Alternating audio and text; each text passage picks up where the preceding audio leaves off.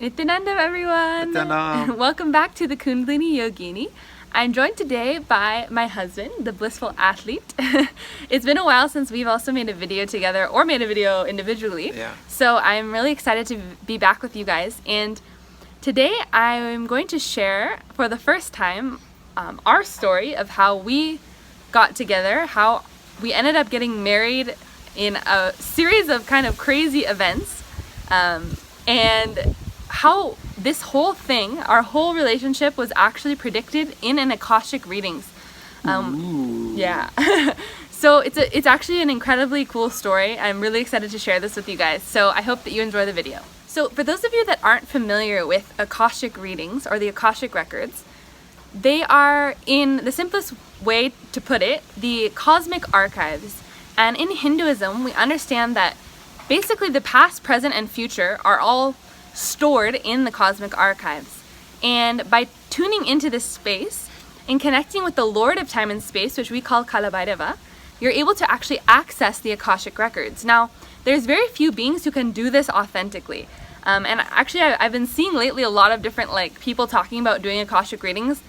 And I know that it's very inauthentic a lot of times because it takes a next level yogic body, but also initiation from a master to allow you to manifest this Shakti, this yogic power of connecting to the Akashic records, reading the Akashic records. And we are blessed enough to live with a being who not only can read the Akashic records himself, who is our Guru Paramahamsa Nithyananda, but also living with child saints or balasants, who are basically child monks we live here with at the Adinam in India. And a lot of them are now able to read the Akashic records also after they were initiated by our Guru. So what they've been doing is Akashic readings online for free and in person at the Adinam. Now, literally thousands of people have been getting these readings the past few years, and there are some incredible, mind-blowing, and almost unbelievable stories, and I think ours is actually one of them. So I'm really excited to share this with you guys. So basically, the first thing that happened, the first kind of nugget of this story, was when my marriage got predicted. Now, I was in person here at the Adinam in India, but at that time I was just a participant. I was just here on a trip to visit. And I went to one of the balasants during Akashic Records, and I asked the question, when will I get married?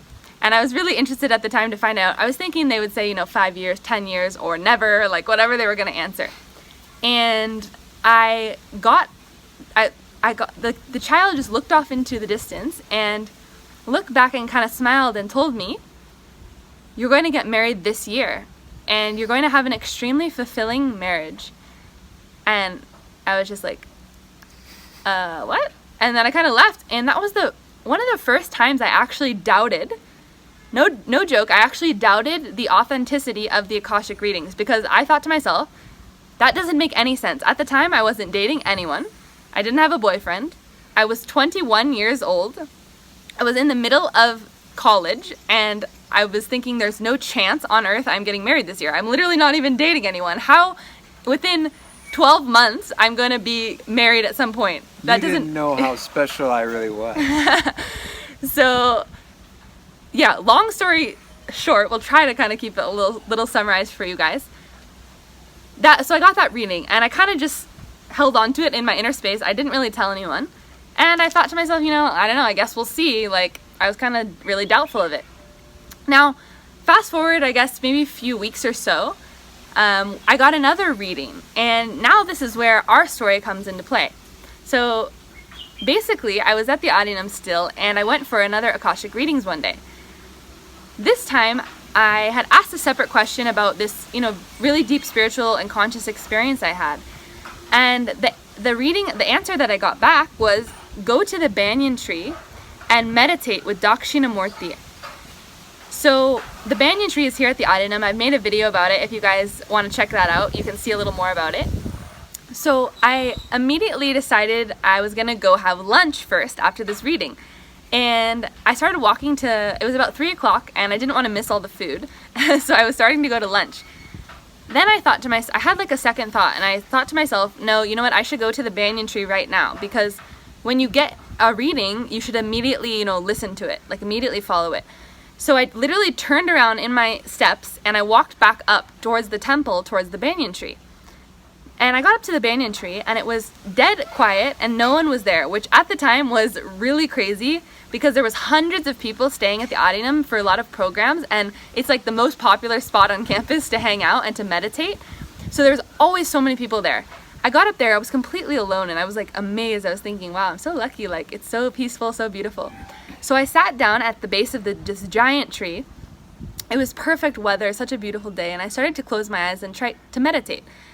So that's when I started to hear someone walking up, and that someone was this guy over here.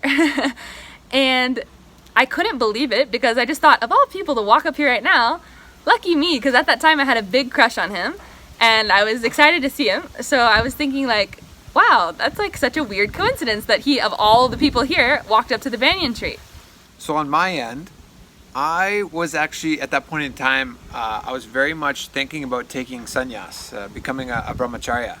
And I was caught in this world between, becoming a sannyasi and also living the married life. And I had been in this space for months, actually, for like... Years. Not years, but like... A year, maybe. I would say like 6 months or so, maybe a little bit longer. And after some time, I obviously had met Prasiddha, and I was very much being pulled between those two worlds of grihastha, living a lifestyle of being married, and sannyas. And so it got to a point where I asked in my Akashic reading, I said, I have this deep desire to be with Prasiddha, who at the time was, were you Prasiddha or Jillian then? Yeah, but I was still Prasiddha. No, it was Prasiddha. Okay, so her name was Prasiddha. Yes, I asked in Akashic reading, I said, I have this deep desire to be with Prasiddha. I want to know if this is going to affect my path to enlightenment. And right away, again, Balasant looks off to the distance. They're not really looking into the distance, though. They're looking at the Akashic they're records. looking and reading the Akashic records.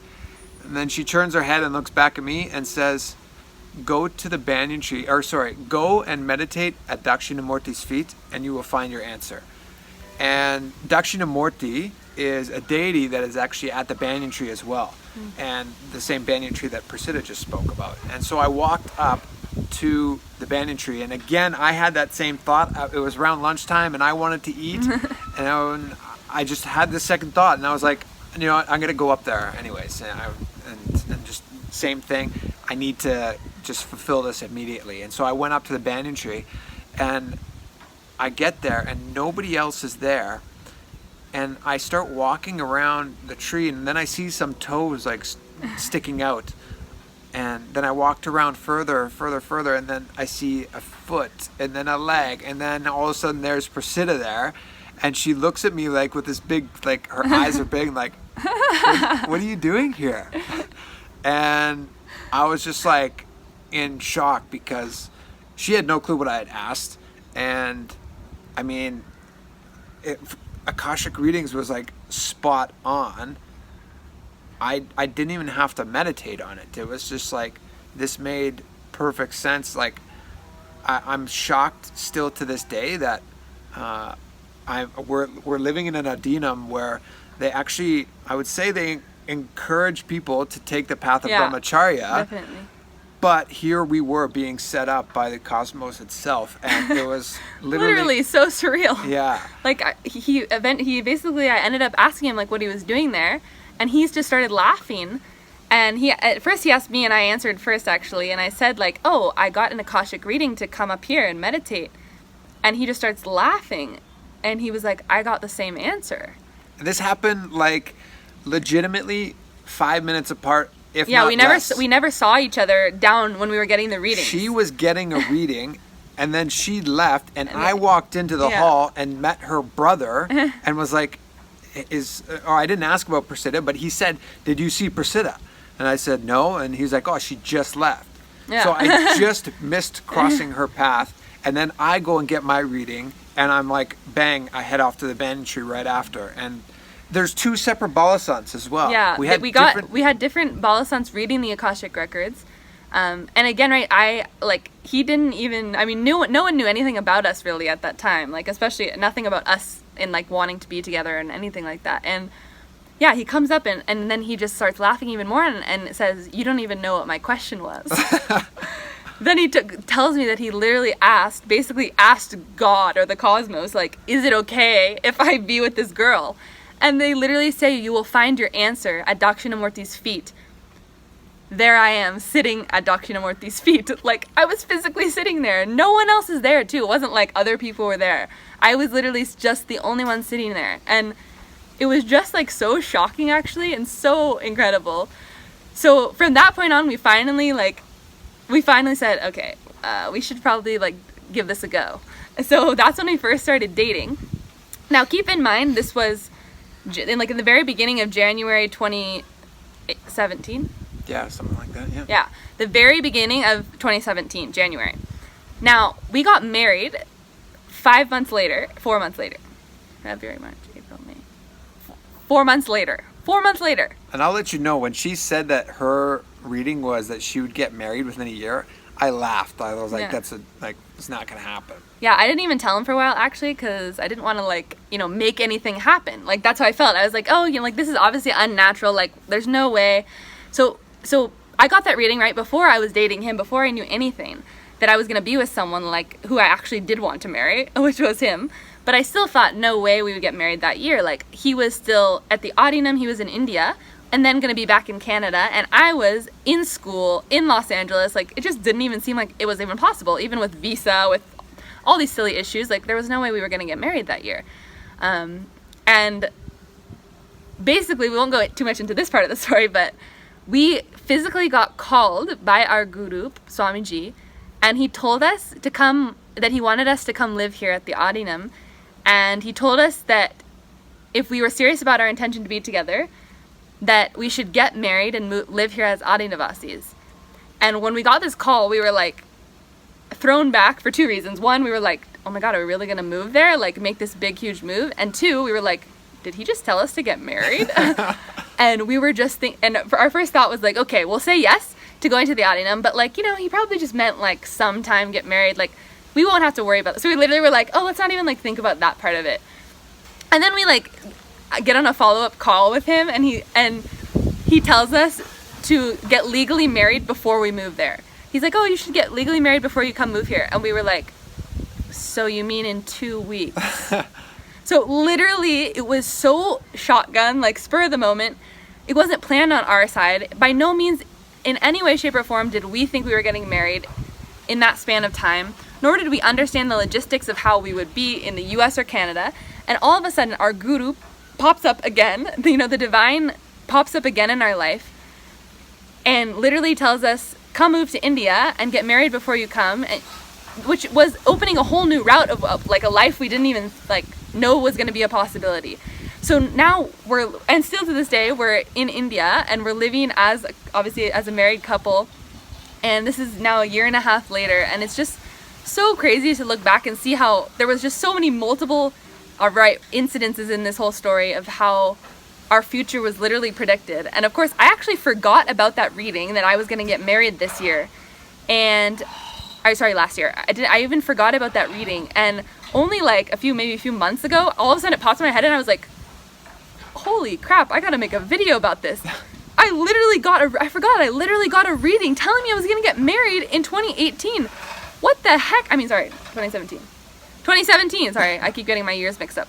In 2017, and I did. And it wasn't even like it was my will or I like forced it. And at the time I didn't have a boyfriend. I didn't know how anything like that would happen. I was only 21 years old. It was the most unplanned thing of either of our lives. Like, we never thought that would be a possibility or happening the way it came together.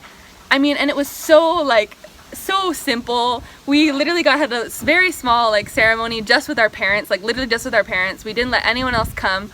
We had an engagement party with a few people that we loved that were our closest friends and family. And the next day we literally got on a plane and moved to India. And that was that. So the way it all fell together was so mystical though, and so divine. And I still can't believe that it's our actual real story. It seems like we made it up or it's a movie or something, but it's incredible that the cosmos really can intervene in your life to that extent. It's baffling. And I know that it's all because we have a living guru.